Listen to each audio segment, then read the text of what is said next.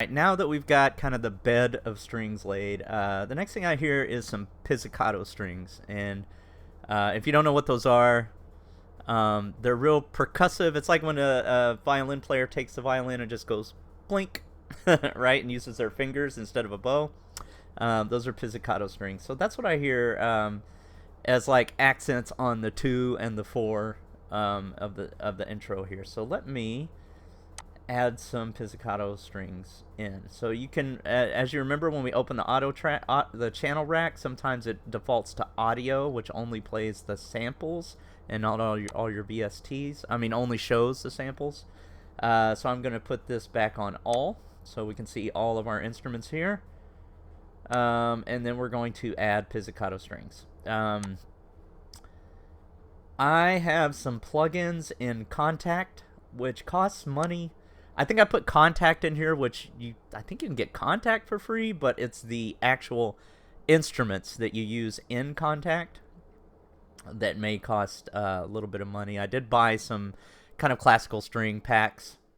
Well, you know what? Arcade costs money too. I'm trying to think if there's a good. There's probably one in Labs. Labs probably has a pizzicato string that you can get for free if you're looking for one. I just know where this one is, so I'm gonna go with this one. So let me just load this up real quick. All right, let me go to my F drive. Gonna go to Contact Banks, and I'm using something called the Orchestra Library. Here we go. Instruments, strings. It's a violin. I like the violins too. Pizzicato. Here we go.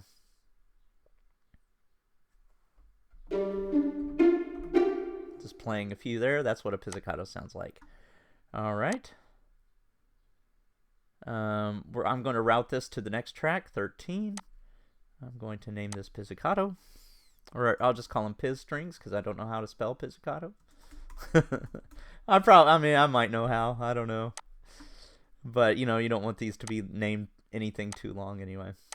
All right, so lay this down. I'm going to right click, go to piano roll.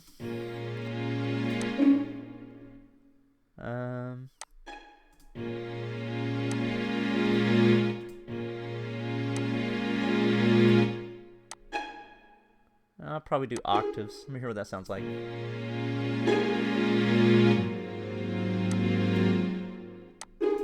I'm just laying them in.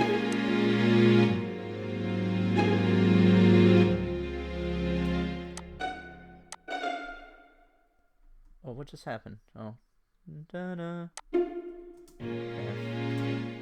And then while you're working, you can just kind of, while you're in the piano roll, you can, as long as you have the draw tool on, you can click to the measure that you're working on so you don't have to listen to it all every time.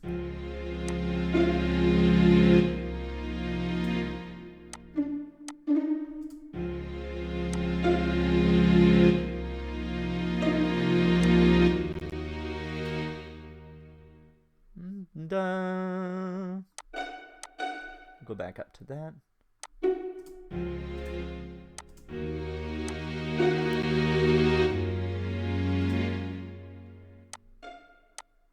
Go a half step down.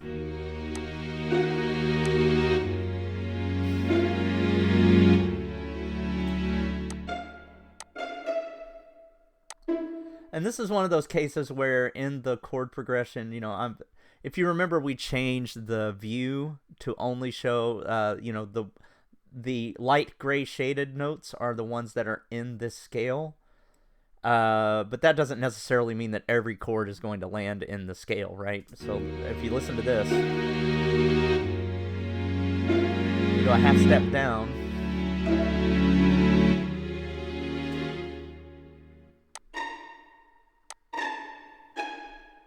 This is actually on a dark gray note, but it does match. All right, so listening to the beginning. I think we've got all of this. We're just going to listen. Oh, and if you slide this all the way to the beginning, it goes to the beginning of the track. I kind of forgot that we don't have anything in the first 4 bars yet. Alright, so let me just go back here. We're going to go back to this view. We're going to go right there. Let's listen.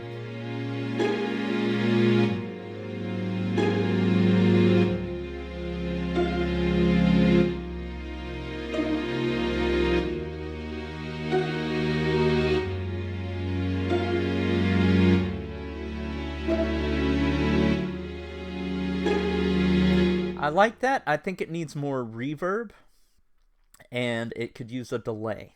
So I'm going to add a couple of effects to this one. Alright, so first we're going to go to our Fruity Reverb. Here it is, Fruity Reverb 2.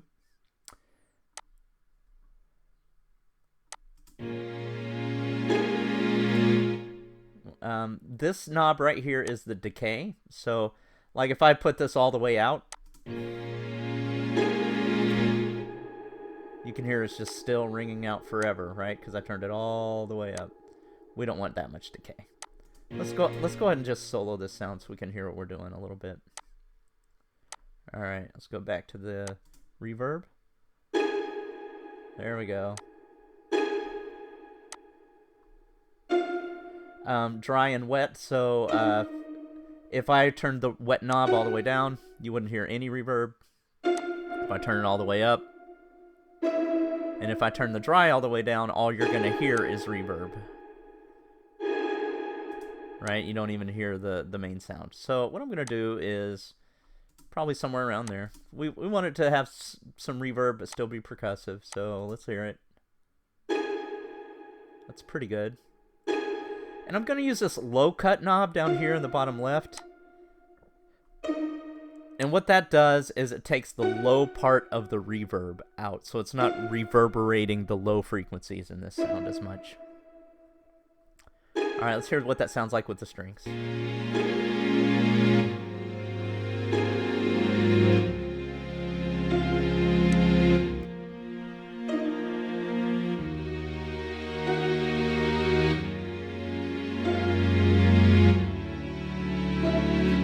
Let's add a little bit of delay as well.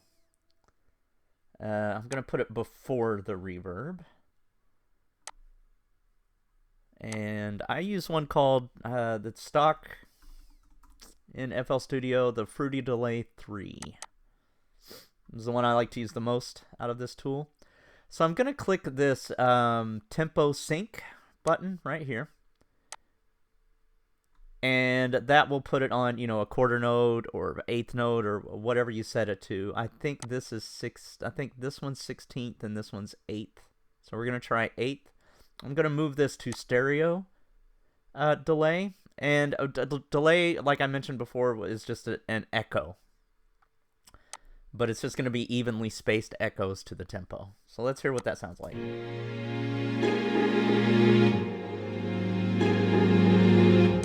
Right, that's way too much. So we're going to turn the wet knob down.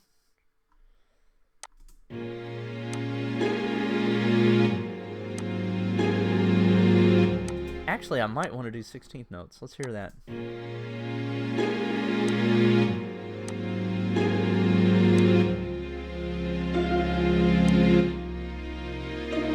No, I want 8th. I want that one. There we go.